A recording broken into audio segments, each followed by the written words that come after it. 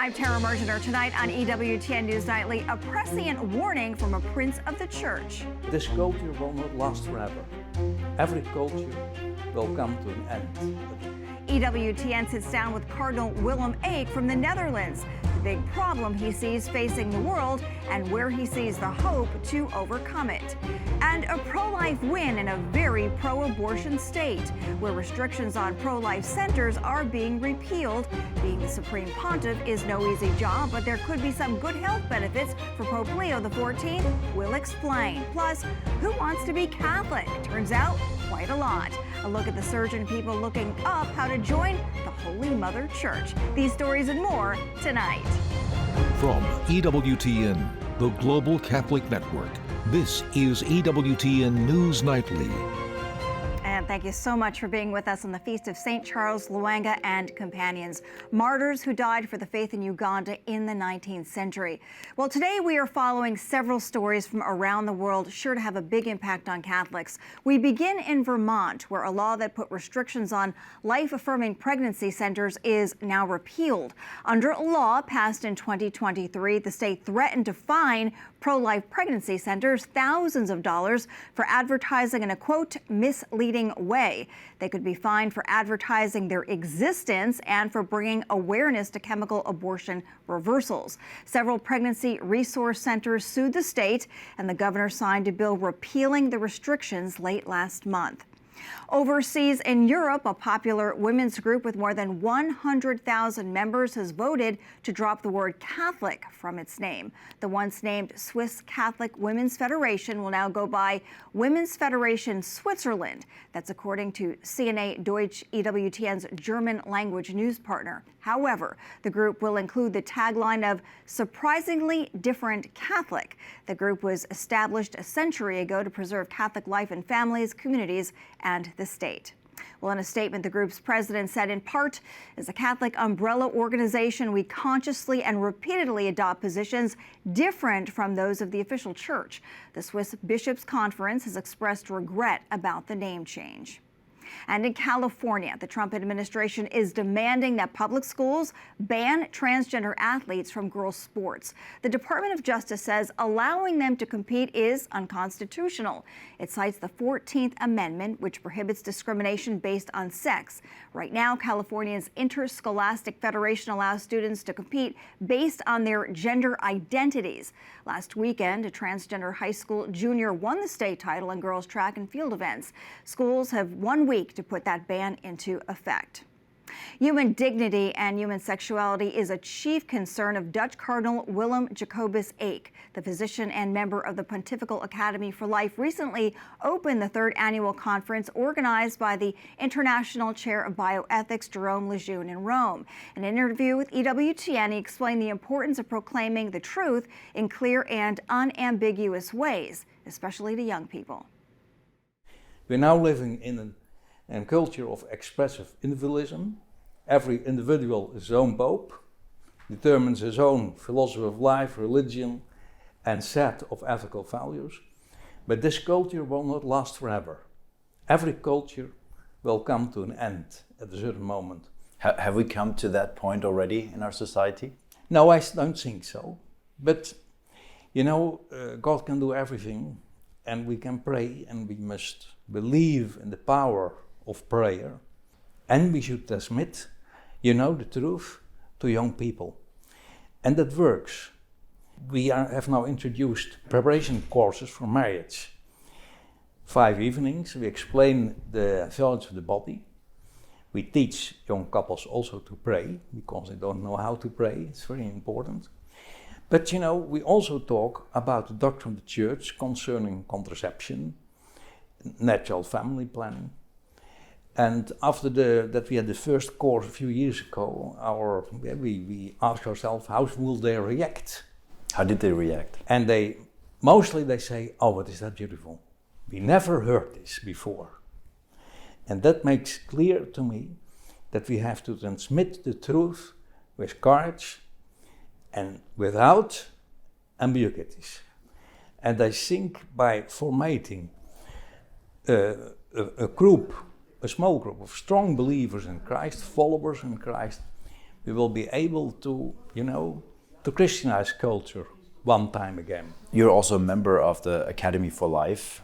Where do you think will the main focuses lie in the coming months and years? Well, I think that artificial intelligence will remain on our agenda. But, new techniques that have developed, I think the transgender treatments, those are things that we should pay much attention to. They are now very popular. They are now well accepted in many countries. I'm glad that now in the United States, this gender discussion is a little bit pushed back, and that has also a positive influence on Western European societies. Now there is a lot of resistance, and you can see that many people are now wondering, should we do that with our young people? And by transmitting the truth with regard to biological sex and the relationship between gender and biological sex, which is an element of creation order, that's something that we should respect. And when we proclaim this truth in an unambiguous way, in a clear way, I think that people will then not be confused anymore, but can start to rethink about the basic truths of life, and especially the basic truths concerning Christ and Christian morality. All right. In other news, President Donald Trump defends his tariffs on Truth Social. He also takes aim at one GOP senator over what President Trump calls his big growth bill. All this as businesses and consumers across the globe wait to see how Trump's economic plans will shake out. White House correspondent Owen Jensen reports. Owen. Tara, good evening to you. We'll start tonight with the president's big, beautiful bill, which of course the House passed last month. Now President Donald Trump faces the challenge, a big challenge, of convincing Republicans in the Senate to give it the go-ahead. President Donald Trump blasts Kentucky Senator Rand Paul's opposition to Trump's big tax breaks and spending cuts package, writing, Rand Paul has very little understanding of the BBB, especially the tremendous growth that is coming. He loves voting no on everything. He thinks it's good politics, but it's not. The BBB is a big winner. Just yesterday, the Kentucky Republican warned, the bill increases the debt ceiling by $5 trillion. This will be the largest increase in the debt ceiling ever in our history, and we've never raised the debt ceiling without actually meeting that target. Today, Democratic Senate Minority Leader Chuck Schumer ripped it as well, calling it tax breaks for the ultra-wealthy. Donald Trump and his so-called big, beautiful bill is ugly to its very core. But Republican Senate Majority Leader John Thune told lawmakers, it will prevent trillions in tax hikes for hardworking families and small businesses. Today, White House Press Secretary Caroline Leavitt defending the bill. And we are very confident in our own economic analyses of this bill. There is $1.6 trillion in savings. Meanwhile, on the trade front, the head of one industry trade group warns costs will go up if President Trump does not drop the tariffs. No one knows. None of our brands or retailers know how they're going to be able to price goods in this environment when you're not sure what the tariff or the tax at the border is going to be. Also, the U.S. plans more tariff negotiations tomorrow in Paris with the European Union. Germany's economic minister says they want to end the conflict as soon as possible. Any other ongoing uncertainty harms our economy and it harms the economy of the United States. Also tomorrow, President Trump's doubling of tariffs on foreign steel and aluminum goes into effect. Meanwhile, U.S. job openings rising unexpectedly in April, showing the labor market remains resilient. The president confident, saying in a post overnight, because of tariffs, our economy is booming. The deadline is approaching and the president expects good deals, and we are on track for that, I will emphasize. Now, President Trump wants his big, beautiful bill, some 1,000 pages long, on his desk and signed into law by July 4th, Independence Day. But of course, here in early June, well, there's a long way to go. At the White House, Owen Jensen, EWTN News Nightly. Indeed. Thank you, Owen. Well, several are dead and dozens more wounded after a Russian rocket attack hit the northeastern Ukrainian city of Sumy. Authorities say the barrage of rockets hit apartment buildings and a medical facility in the center of the city. Ukrainian leader Volodymyr Zelensky denounced the attack, saying that it shows Moscow has no intention of ending the war. This comes just a day after direct peace talks between the two nations in Istanbul, Turkey. Meanwhile, Ukraine says it has destroyed part of a bridge connecting Russia to Crimea. Newly released video shows what looks like underwater explosives taking out part of the Crimean bridge. This is the third time the bridge has been targeted, and Ukraine's security service says the operation took months to plan. Palestinian health officials say dozens are dead after Israeli forces fired on people on their way to an aid distribution site in Gaza. The Israeli military says it fired driveway suspects and adds the number of casualties given by Hamas are exaggerated. An army spokesperson says the incident is being investigated. These recent shootings have all occurred in an Israeli military zone about half a mile from one of the distribution sites in Rafah. We have a lot more still to come on EWTN News Nightly. The Sacred Heart of Jesus hits the road. We'll tell you where a new initiative is spreading the devotion and the story of how it all started. And searches for how to become Catholic have surged online. We'll tell you what is behind this trend.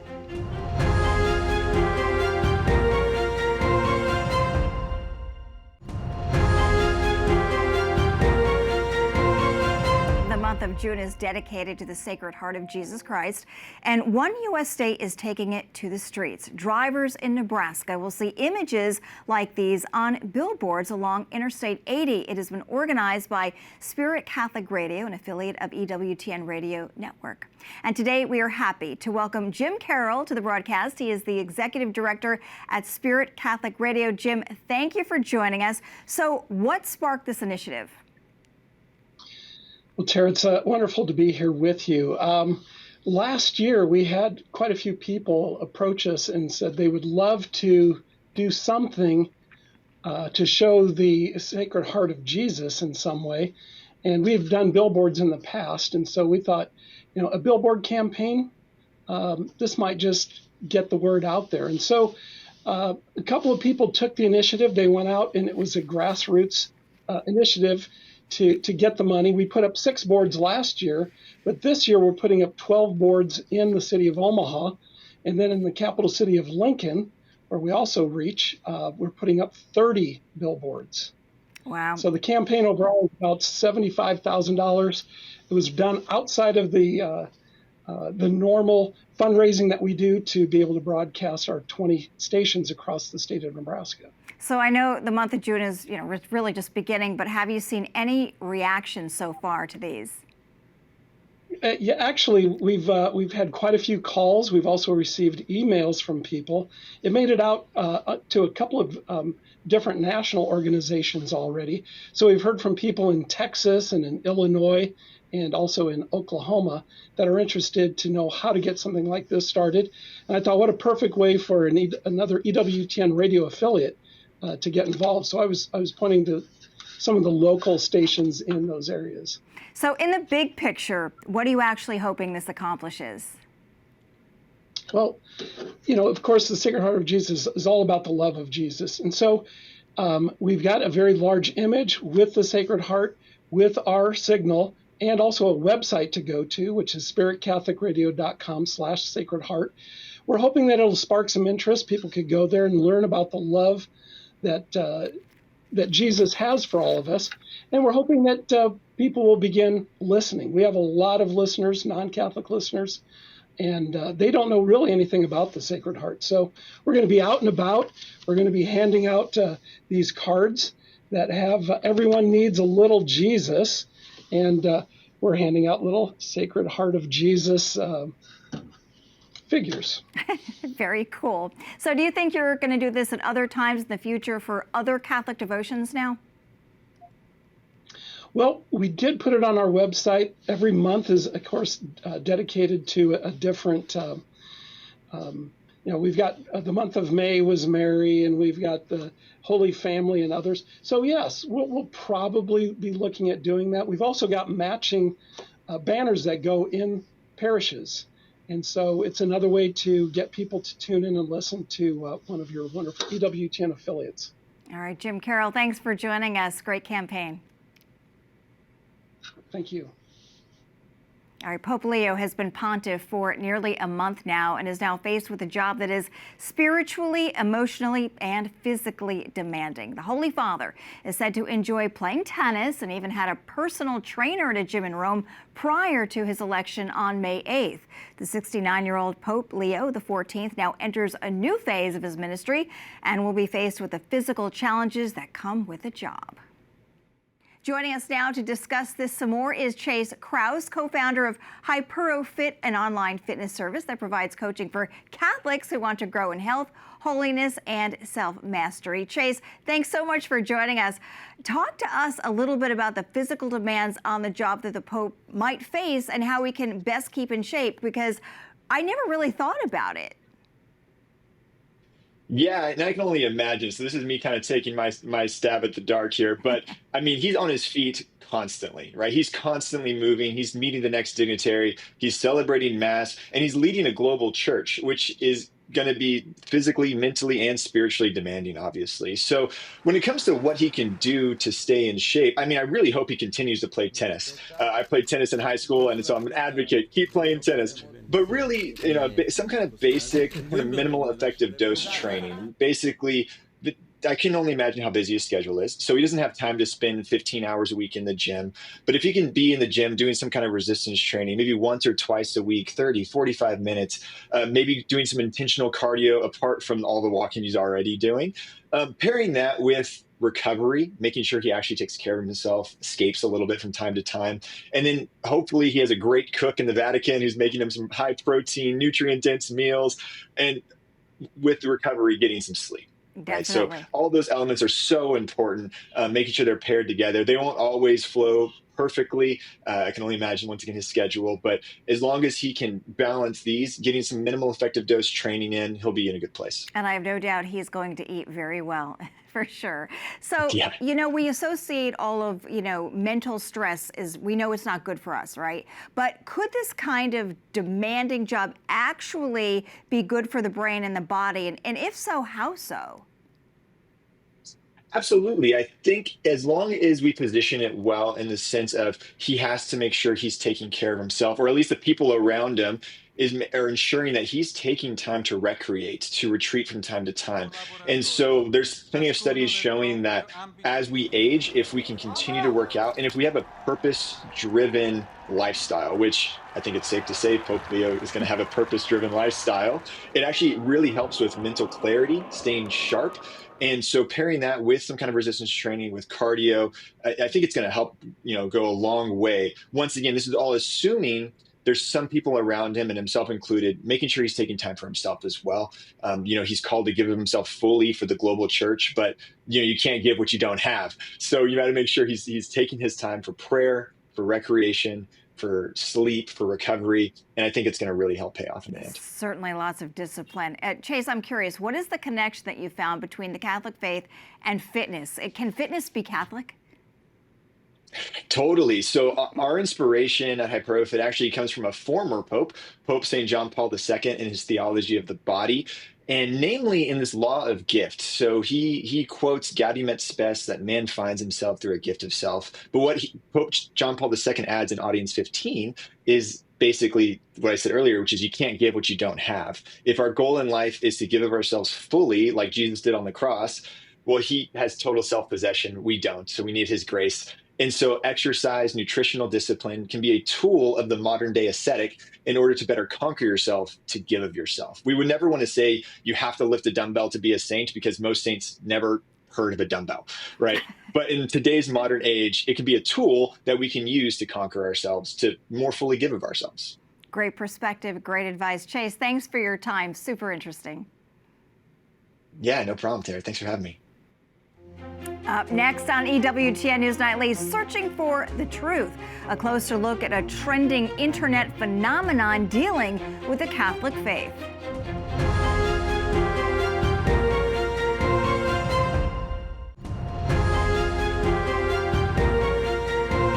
And we have have good news to share from the world of the internet. It seems more and more people are showing interest in the Catholic faith. Google recently reported a 373% increase in the search of how to become Catholic.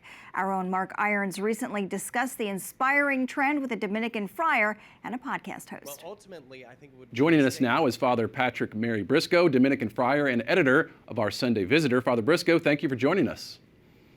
My joy. Thanks for having me on. Well, what's behind this? Why are so many people interested in becoming Catholic?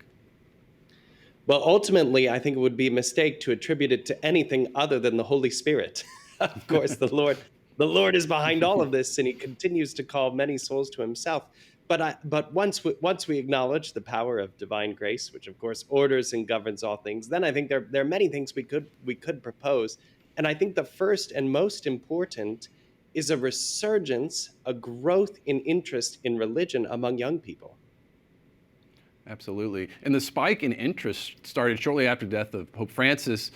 Do you think it's just a passing fad, what we're seeing right now? I don't. I think this spike was very important, that we saw the Google search metrics. You know, this data gives us something concrete to point to, but we've been seeing a larger trend. And I began by talking about young people because that's certainly my experience in working as a college chaplain and running several apostolates that have many young listeners, many young participants active, in speaking with Dominican friars around the world who serve as university chaplains. This isn't just an American phenomenon. I think that's important to mention. But we're seeing a real trend here, a real movement of growth. The numbers, for example, of Catholics who were received into the church in the United States this past Easter were very heartening. There was excellent reporting here at EWTN about that. And this movement, I think, points to the great dissatisfaction that people have with what the world is offering today. They're looking for something real, something that they can ground their lives in. So I think the Google search trend, which was provoked and prompted certainly by the papal conclave and by the unity and beauty of the Catholic Church on display for the world, that certainly prompted that major upward trend at that one moment. But I think there are bigger things happening, quieter, more foundational questions being asked around the world today. It's great news to hear. Of course, all this begs the question, how does one become Catholic? If someone came up to you with that question, what would you tell them? Friends, I think the temptation would be to say, well, go to your parish church and enroll in an RCIA class. Now, that's true that the church does have structures for helping people to join, but I think we need to be even more fundamentally welcoming. We need to say, that's great. When someone says they're interested in the church, we need to affirm that interest. Right. And then we need to invite someone to get to know the church by saying, hey, well, you're interested in this. Why don't you join me for Sunday Mass? Building that habit of prayer, inviting people to a particular community where they can enter into the church's ritual, that's very important. You can propose to someone that they begin reading the catechism. These are the fundamentals of the faith. It's very accessible and will answer a lot of questions that people have. And then we can propose that people begin the formal process of becoming Catholic, which in many parishes will eventually be to join an RCIA, an OCIA program, as we're calling it now. But there may be other alternatives. Some priests, for example, are willing to offer private instruction. And so again, the point that I really want to underscore here, Mark, is that we should be docile to the movements of the Holy Spirit. We should be encouraging. We should give people resources that they can act on immediately, like coming to Mass, reading the catechism. And then we can propose from there conversations about how exactly that process will unfold for a particular individual. Absolutely. Great words of wisdom, Father Briscoe. Thank you so much for joining us. Thanks for having me on.